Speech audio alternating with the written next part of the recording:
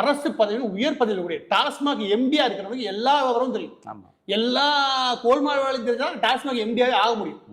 அவன் வந்து உட்கார்ந்து தம்பி தம்பி தடவை பேசுறானா, அப்ப அவனுக்கு தெரியுது இவன் யாரு. அதிகாரம் சும்மா நம்ப மாட்டான். அப்ப எல்லா அதிகாரம் இப்படிதான் பேசுறாங்க. எல்லா அதிகாரம் பம்புறானா யார் ரத்தீஸ்? அவன் சொல்ல தேவையில்ல, ஊரே சொல்லுவோம். எனவே இவன் தான் நிழல் முதலமைச்சர், இவன் தான் நிழல் துணை முதலமைச்சர். இதுல கவனிச்சீங்கன்னா சிறப்பு திட்டம்ன்ற பேர்ல எல்லா அமைச்சரத்துல இருக்கக்கூடிய பெரிய பெரிய திட்டம்லாம் இருக்கு இல்லையா, அதாவது 500 கோடிக்கு மேல போயிட்டாலும் சிறப்பு திட்டம் சொல்லி உதயநிதி கண்ட்ரோல போயிடும்.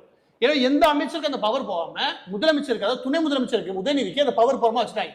அவரால் உதயநிதியை பொறுத்த வரைக்கும் ஜாலியா இருந்த பையன், எனக்கு எதுக்கு இந்த வேலை, எனக்கு தேவையில்லாத வேலை, நானாவது மண்ணா கட்டியாது அப்படின்னு சொல்லி ஆலோசிக்கிறேன். அவர் நோகாம இவங்க கொடுத்தாங்க. இவங்க என்ன பண்றாங்க, டெண்டர்ல ஆரம்பிச்சு எல்லா விஷயத்துக்கும் காசும் பாக்குறது, அடிச்சு நொறுக்குறது. நான் உங்ககிட்ட விளையாட்டா பேசுற பூரா நம்பிட்டீங்க.